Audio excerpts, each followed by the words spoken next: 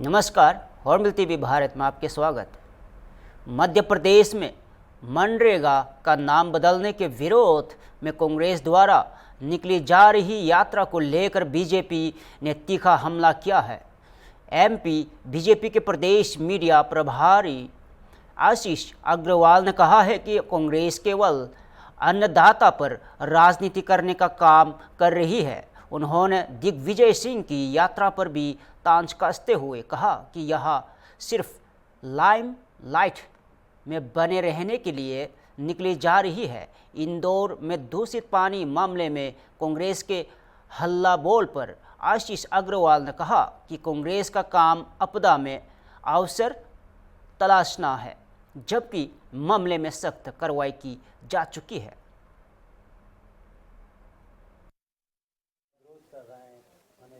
देखिए, दिग्विजय सिंह सिर्फ अपनी ब्रांडिंग के लिए प्रतीकात्मक रूप से इस तरीके की यात्राएं करते हैं।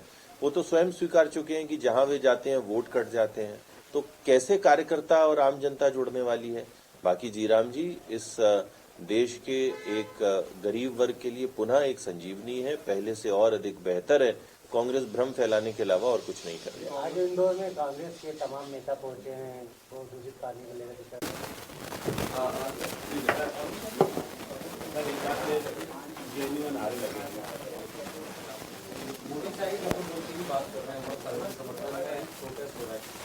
देखिए, देश बाबा साहब के संविधान से चलता है और ऐसा कोई भी बयान जो देश की संप्रभुता को, जो देश के सामाजिक सद्भाव को बिगाड़ने वाला हो, वो अस्वीकार है। और चाहे न्यायपालिका हो या जनता की अदालत में भी इस तरह के जितने भी विषय होते हैं वो सदैव खारिज होते हैं। देश को तोड़ने वाले, हमारे नेताओं के लिए गलत भाव रखने वाले जितने भी ऐसे विरोधी तत्व हैं वो समाज में स्वीकार नहीं है और उनको कानून के अनुसार उन पर सख्ती से कार्रवाई की जाती रहेगी।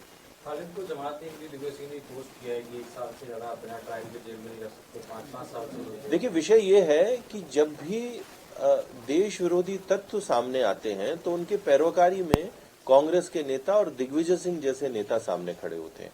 तो क्या ये माना जाए कि देश के विरोधी जितने भी हाथ हैं उनको कांग्रेस का साथ है, और यही क्या वो कारण है कि कांग्रेस निरंतर रसातल पे जा रही है?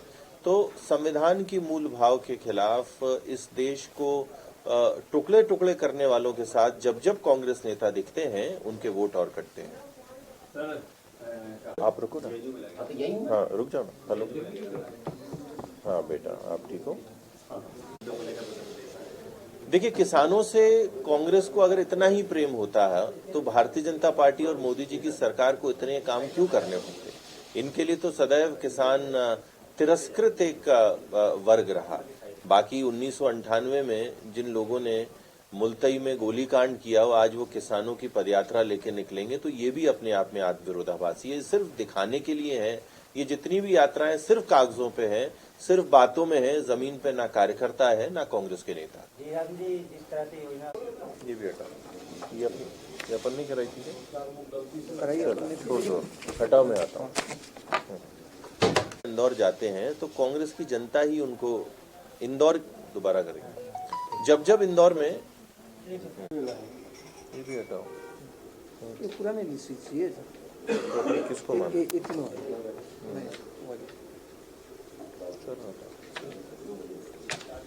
ठीक है, हटाओ, चलो। कई सारे नाम कट गए हैं संगठन में भी, और अब कहा जा रहा है मंत्रियों को भी इसकी जिम्मेदारी दी है। नहीं, देखिए, एसआईआर जो एक प्रक्रिया है उसमें राजनीतिक संगठन हो, सामाजिक संगठन हो, आम जनता हो, सभी को अपना सहयोग करना चाहिए, क्योंकि किस तरीके से मतदाता सूची को बेहतर किया जा सके ये हमारे लोकतंत्र को ही और मजबूत करेगा।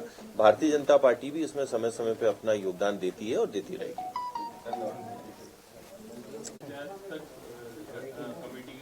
देखिए, जिस कांग्रेस के नेतृत्व को 1 महीने भी काट पाएंगे ये तय नहीं है, वो कहां से 28 की तैयारी करेंगे। तो ये तो आपस में छिड़ता हुआ द्वंद्व है जो दिल्ली को सिर्फ संकेत भेजने के लिए काम करते हैं। बाकी आपस में गुटों में बटी हुई कांग्रेस 28 छोड़ 26 की तैयारी कर ले तो बेहतर होगा।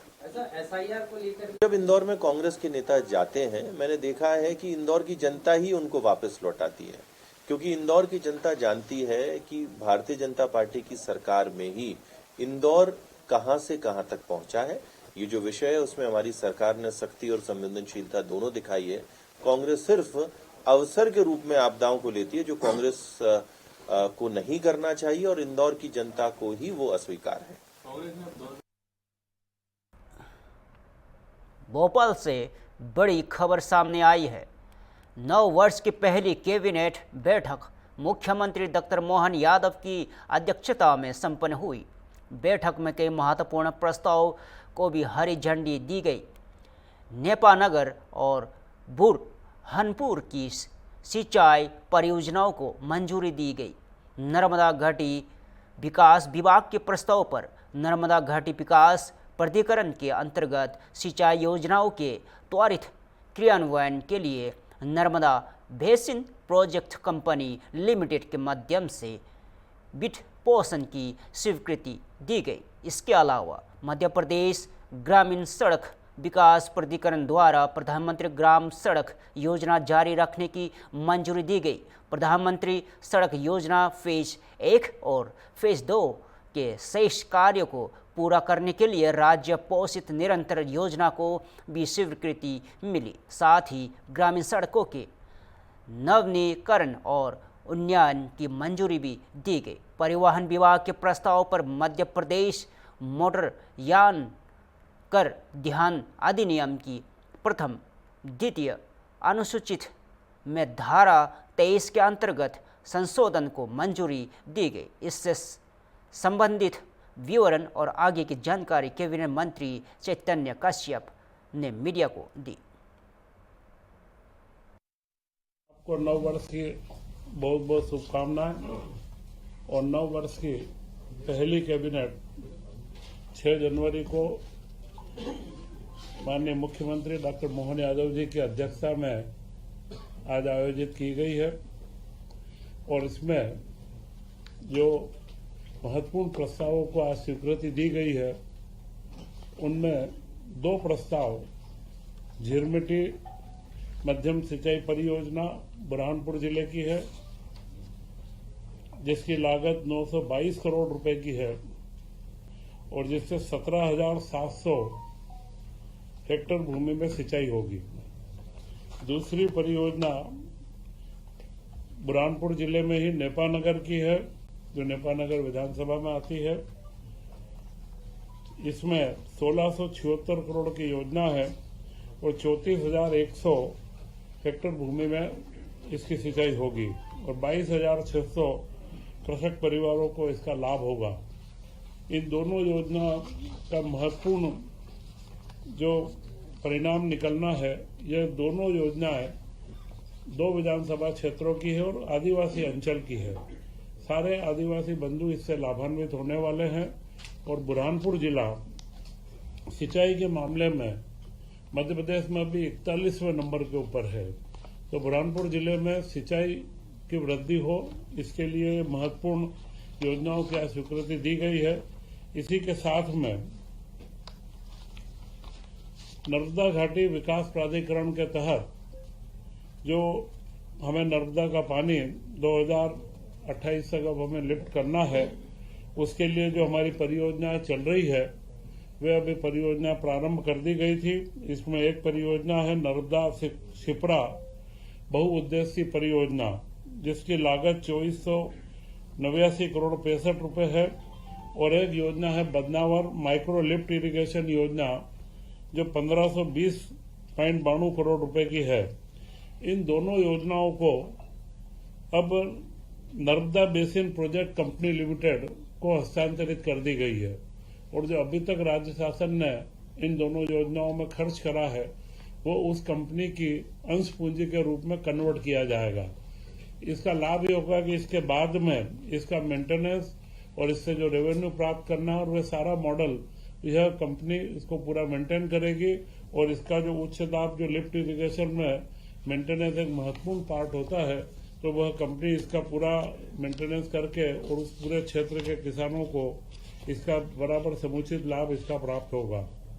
इसी के साथ में ग्रामीण सड़क विकास प्राधिकरण का सबसे बड़ा जो कार्य था, इसमें आदिवासी न्याय महाअभियान जो प्रधानमंत्री नरेंद्र मोदी जी का एक सबसे महत्वपूर्ण प्रकल्प है, पीएम जनमन योजना। तो हमारे मध्य प्रदेश में जो हमारे योजनाओं में बेगा, भारिया व सहरिया, इन 3 जनजातियों में 22 जिलों के अंदर निवासरत है, इनके लिए योजना लागू की गई थी और इसमें इसकी निरंतरता का प्रस्ताव दिया गया है, जिसमें इसकी सड़क की 1039 किलोमीटर सड़क और पुलिया 112 है और 795 करोड़ रुपए का खर्च इसमें अनुमानित है। इसी तरह मध्य प्रदेश ग्रामीण सड़क विकास प्राधिकरण की जो वर्तमान योजना चल रही है, उसे अगले 5 साल तक 2026 से 31 तक निरंतरता दी गई है, जिसमें अनुमानित व्यय 17,196 करोड़ रुपए है और करीब करीब 20,000 किलोमीटर की नई सड़कों का निर्माण व 1200 नई पुलों का निर्माण इसके अंदर किया जाएगा। और इसी के साथ में जो इन पुरानी हमारी सारी योजनाएं हैं, मध्य प्रदेश में टोटल प्रधानमंत्री ग्रामीण सड़क में 88,517 करीब किलोमीटर मार्गों का नवीनीकरण भी जो करना, वो उन्नयन करना, इसके लिए इस योजना को 1 अप्रैल 2026 से 31 तक निरंतरता दी गई है, जिसका अगले समय में अनुमानित व्यय 10,000 करोड़ रुपए इसका रहेगा। इसी के साथ में आज कैबिनेट के अंदर सभी मंत्रियों को टेबलेट वितरित किए गए हैं और अगले 2 कैबिनेट के पश्चात पूरा कार्य के टेबलेट के माध्यम से किया जाना प्रस्तावित है। और मुझे लगता है कि यह जो प्रयोग है, यह प्रयोग देश के कुछ ही प्रांतों में प्रारंभ हुआ है, उसमें मध्य प्रदेश अग्रणी प्रांत होगा। मुख्यमंत्री डॉक्टर मोहन यादव जी के नेतृत्व में जो हमने 2025 का वर्ष उद्योग एवं रोजगार वर्ष के रूप में मनाया है, अब अगला 2026 का इस वर्ष को कृषि उद्योग के, कृषि के विकास के लिए मनाया जाएगा तथा इस तरीके के सारे नवाचार व जनजातीय क्षेत्रों के लिए विशेष रूप से जितने भी प्रकल्प हो सकते हैं, उनको हम नई गति दे रहे हैं। जय हिंद, जय भारत। इंदौर के भगीरथपुरा इलाके में दूषित पानी पीने से मौतों के मामले पर मुख्यमंत्री डॉक्टर मोहन यादव ने प्रतिक्रिया दी है। सीएम ने कहा है कि उनके लिए एक भी व्यक्ति की जान जाना अत्यंत कष्ट का विषय है। उन्होंने स्पष्ट किया है कि इस मामले में मौतों के आंकड़ों पर ध्यान नहीं दिया जा रहा है, बल्कि प्राथमिकता प्रभावित लोगों की सुरक्षा को राहत पर है। ने कहा कि गिनती का हमारे लिए एक भी व्यक्ति की जान जाना अत्यंत कष्ट का विषय है, इसलिए हम इसके आंकड़े में नहीं पड़ रहे। ये अलग बात है कि प्रशासन की दृष्टि से उनका जो अपना तरीका होता है कि आमतौर पर जिनने पीएम कराया है तो वो जो आंकड़ा उनका कुछ था, हमने कहा कोई बात नहीं, उस परिक्षेत्र के अंदर जो हमारी एक खास करके दुखद जब घटना होती तो उसका पंजीयन होता नगर निगम के माध्यम से, तो जो वहाँ के लोग चाहेंगे उनके दृष्टि से अगर कोई राहत देने की बात आएगी तो हमारी सरकार उस आंकड़े के बजाय हम सबके साथ है। वो बड़ी कष्ट की चीज़ थी, उसको हम उसे ऐसे लेंगे। आप सबकी उपस्थिति के लिए लखनऊ की साइबर पुलिस ने डिजिटल ओरिएंटिंग के नाम पर ठगी करने वाले एक गिरोह का पर्दाफाश किया है। इस मामले में पुलिस ने 4 आरोपियों को गिरफ्तार किया है। जानकारी के मुताबिक ये आरोपी खुद को एटीएस और एनआईए का अधिकारी बताकर वीडियो कॉल के जरिए लोगों को डराते और पैसे वसूलते थे। वे साइबर ठगों के साथ मिलकर फर्जी गिरफ्तारी और पूछताछ का नाटक करते थे। गिरफ्तार आरोपियों की पहचान मोहम्मद सुफियान, मोहम्मद आजम, आरिफ इकबाल और उजैर खान के रूप में हुई है। लखनऊ साइबर पुलिस ने बताया है कि चारों आरोपियों की गिरफ्तारी के बाद पूरा नेटवर्क उजागर हो गया है। डीसीपी अपराध कमलेश दीक्षित ने बताया है कि डिजिटल ओरिएंटिंग के नाम पर ठगी करने वाले किसी को भी बख्शा नहीं जाएगा और जांच अभी जारी है। के मामले में 4 लोगों की गिरफ्तारी की गई है, किस तरीके से इन तक पहुंचा गया है, क्या कुछ देखा गया? और एक सेवानिवृत्त पेंशनर हैं राजेंद्र प्रसाद वर्मा। 13/12 को इनके पास एक कॉल आई कि आपका आधार कार्ड विभिन्न आतंकवादी घटनाओं में यूज हुआ है, जिसके कारण ये दबाव में आ गए और फिर इन पे मनोवैज्ञानिक दबाव बनाते हुए 54,60,000 रुपये बैंक से ट्रांसफ़र कराए गए। कई दिनों तक इनको टार्चर किया गया और उसके बाद से ये अमाउंट उसमें ट्रांसफ़र कराया। तब से इसमें एक FIR लॉन्च हुआ। FIR लॉन्च होने के बाद से टीमें सक्रिय रही। उसमें आज 4 लोग गिरफ्तार हुए हैं। एक तो मोहम्मद सूफियान है, मोहम्मद आजम है, आरिफ है और उजैर खान है। उजैर बहराइच का रहने वाला है, बाकी यहाँ लखनऊ के रहने वाले में है। ये 4 अरेस्ट हुए हैं। ये लोग बेसिकली देखा गया कि ये एक अंतर्राष्ट्रीय गिरोह है जो मुख्य सरगना जो नंबर आ रहा है उसके हिसाब से बैंकॉक थाईलैंड में है और ये लोग उसके लिए काम करते थे। ये यहाँ से अकाउंट प्रोवाइड कराना और उसमें पैसा मंगाना कमीशन के आधार पे, ये विभिन्न फील्ड में लोग काम करते हैं। समाज में इनको लोग ठीक जानते हैं और उसके नाम पे ये गिरोह में पहले तो ये छद्म बेस है कि काम कुछ और कर रहे हैं लेकिन वास्तविक काम कुछ और है। तो ये अकाउंट प्रोवाइड करें, उस अकाउंट में सारा पैसा आया, उससे ट्रांसफ़र हुआ। इस आधार पर ये सारे लोग 4 लोग अरेस्ट हुए हैं और इनके संपूर्ण उसका गिरोह के बारे में जानकारी की जा रही है। इसमें कई सारे लोग उधर से बहराइच और श्रावस्ती साइड से कई इस गिरोह के लोग हैं जिस पे अभी टीमें काम कर रही हैं और उम्मीद है कि बाकी लोगों को भी हम जल्दी अरेस्ट कर लेंगे। कई लोगों के साथ इस तरह के डिजिटल अरेस्ट करके जो साइकोलॉजिकल फियर करके और तब उनसे ये पैसा लिया जाता है। इनके साथ भी ऐसा ही हुआ। रिटायर्ड कर्मी थे, भयभीत हो गए और इनके द्वारा ट्रांसफ़र कराया गया और तब से टीम लगी रही। आज इनकी गिरफ्तारी में कामयाबी मिली है। सर, इन लोगों ने अब तक कितने लोगों को इंगेज किया? काफ़ी सारे। ये इनका अभी तक इस गिरोह के बारे में लगभग 1 दर्जन लोग इसमें जुड़े हुए हैं और कई सारे लोगों के साथ चीज़ें हो चुकी हैं। धीरे धीरे उन सारी परतों को हम खोल रहे हैं। जैसे जैसे साक्ष्य मिलते जाएंगे तदनुसार हम कार्रवाई करते हैं। सर, 4 लोगों की गिरफ्तारी की बैठा हुआ मास्टरमाइंड है, ये कौन है और किस तरह पूरा सिंडिकेट क्या संचालित होगा, तो कैसे ये सब जुड़े थे आप? और ये लोग फ़ोन से ही जुड़ते गए। फ़ोन से इनकी फ्रेंडशिप हुई और कुछ लोग एक दूसरे से कनेक्टेड थे। ये लोग पहले से एक दूसरे को जानते थे, एक ने दूसरे को जोड़ा और म्यूल अकाउंट अपना ये प्रोवाइड करते रहे लोगों को कि ये लोन करा देंगे, उस नाम पे अकाउंट लेना, मतलब लोगों से किस तरह से अकाउंट प्राप्त करना और ये अकाउंट वहाँ तक भेजना जिससे कि उसमें पैसा आ सके और सरगना तक हम पहुँचा सके। तो आपस में ये लोग कनेक्टेड हैं, वेल कनेक्टेड हैं, अच्छी तरह से एक दूसरे को जानते हैं और काफ़ी दिनों से इस गतिविधि को अंजाम दे रहे हैं। कौन है मास्टरमाइंड? थाईलैंड में बैठ के मतलब कैसे पूरा सिंडिकेट संचालित हो? और वो वहाँ तक भी हम वो कर रहे हैं। वो जो वहाँ बैठे हैं उनके बारे में भी पूरी जानकारी संकलित की जा रही है कि उस गिरोह में और कौन कौन से लोग जुड़े हुए हैं जिससे कि उनके विरुद्ध भी कार्रवाई की जा सके। सर, जिन 2 खातों में पैसा ट्रांसफर कराया गया था, आखिर ये दोनों खाता धारक कौन थे? क्या इन्हीं लोगों का खाता या फिर अदर खातों में पैसा डाल करके निकाला गया? ये कई खातों में कराया गया। इसमें तो कुछ इनका है, कुछ दूसरे का खाता इनके द्वारा प्रोवाइड कराया गया। तो कई तरह के हैं, लोगों को प्रलोभित करके कि आपको इसका 5% हम देंगे, इस आधार पर लोगों से अकाउंट लिया गया।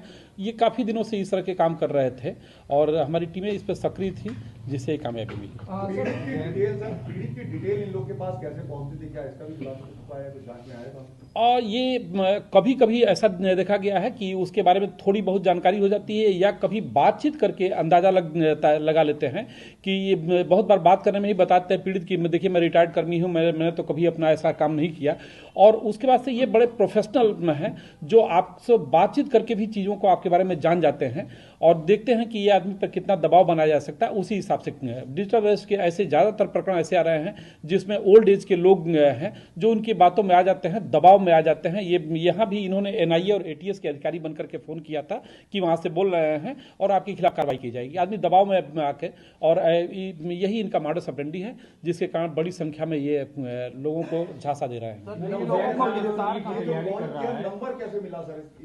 कैसे इनकी पार्टी? बहुत आसान सा है। हर आदमी कोई मार्केटिंग करने जा रहा है, वहां से नंबर मिल जा रहा है। बहुत सारी एजेंसियां, आजकल नंबर लेना बहुत मुश्किल काम नहीं रह गया। हमारा आपका किसी का भी नंबर प्राप्त करना बहुत आसान सी चीज हो गई है। तो उजैर खान जो है, जो नीट की कोचिंग कर रहा था, ये क्या अपने जो क्लासमेट्स हैं, बैचमेट्स हैं, उनका भी अकाउंट प्रोवाइड कराया था ट्रांसफर के लिए? अभी और भी चीजें, अभी इनको हम पीसीआर पे लेंगे। अभी इनसे पूछताछ जारी है कौन कौन लोग थे, कितने अकाउंट प्रोवाइड कराए गए। अभी तक जितने फैक्ट्स मिले हैं, इन सब की गहरी संलिप्तता है इसमें, और इनके साथ और कौन कौन जुड़ा हुआ है, उन सब पे भी हम कार्रवाई कर रहे हैं। सर, इनकी गिरफ्तारी कहाँ से की गई है? क्या वहाँ पे कोई सेटअप मिला है, जैसे ये लोग पुलिस और एटीएस बन के डराते थे? और यही लखनऊ से की गई है। इनके बारे में जब पूरी जानकारी हुई तब स्थानीय शहर से ही किया गया। सर, पुलिस विभाग की तरफ से लगातार आम नागरिक को इस तरह की घटनाओं से सचेत रहने के लिए जो है चेतावनी भी दी जाती है, समझाया भी जाता है, उसके बाद भी आम नागरिक इस तरह का शिकार हो रहा है। ये आपने एक अच्छा प्रश्न उठाया। देखिए, बहुत बड़ी संख्या में लोगों के साथ जो साइबर फ्रॉड की घटनाएं हो रही हैं, तो कई चीज़ें हैं। एक तो भय है और दूसरा लालच है। भय, जैसे आपने देखा कि इसे डिजिटल अरेस्ट ये लोग कहते हैं कि उनको भयभीत किया गया कि आपका आधार या पैन टेररिस्ट एक्टिविटीज़ में इन्वॉल्व है, तो एक तो वो रहता है। और दूसरा लालच देते हैं कि आप यहाँ पे इन्वेस्ट कीजिए तो आपको एक बहुत अच्छा प्रॉफिट इसमें मिलेगा, और वो लालच के नाम पे उनके साथ लगातार होता रहता है। ये यहाँ पे बहुत सारे लोगों के, खासकर जो ओल्ड एज लोग हैं, उनके साथ इस तरह की घटनाएं काफ़ी हो रही हैं कि अच्छा प्रॉफिट के नाम पे उनसे ज़्यादा पैसा इन्वेस्ट कराया जा रहा है। बाद में उनको जब निकालने जाते हैं, पैसा नहीं निकल पाता है, तब उनके अपने साथ ठगी का एहसास होता है। मुरादाबाद के काटघर रेलवे स्टेशन के पास सुबह सुबह भीषण आग लगने की घटना सामने आई। जानकारी के मुताबिक आग इतनी भयानक थी कि ई रिक्शा और अन्य वाहन पूरी तरह जलकर राख हो गए। इस घटना में लाखों का नुकसान हुआ है। मौके पर फायर ब्रिगेड तुरंत पहुंची और कड़ी मशक्कत के बाद आग को काबू में किया गया। हालांकि आग लगने के कारणों का अभी तक पता नहीं चल सका है। इस भीषण आग का वीडियो सोशल मीडिया पर वायरल हुआ, जिसमें आग की भयावह स्पष्ट रूप से दिखाई दे रही है।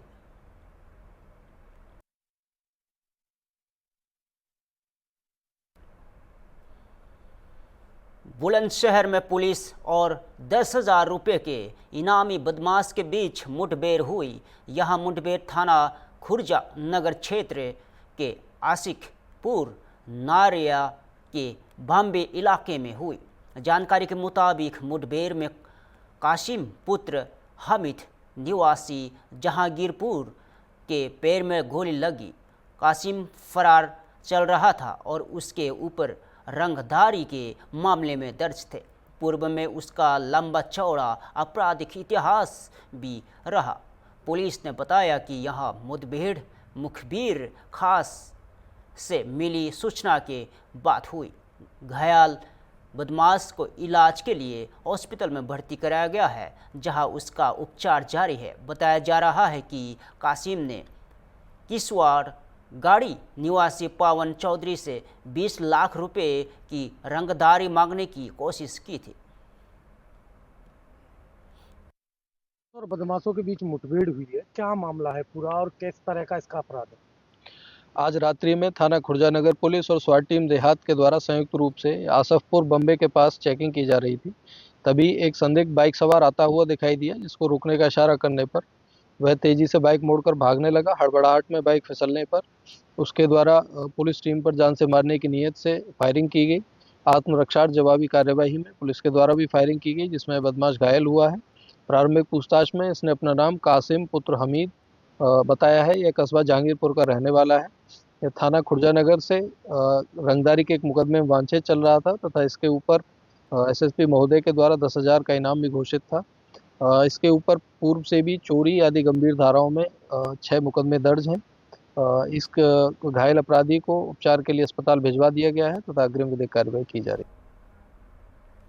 फिलहाल के लिए इतना ही। ताज़ा खबरों देखते रहे होम बिल टीवी भारत।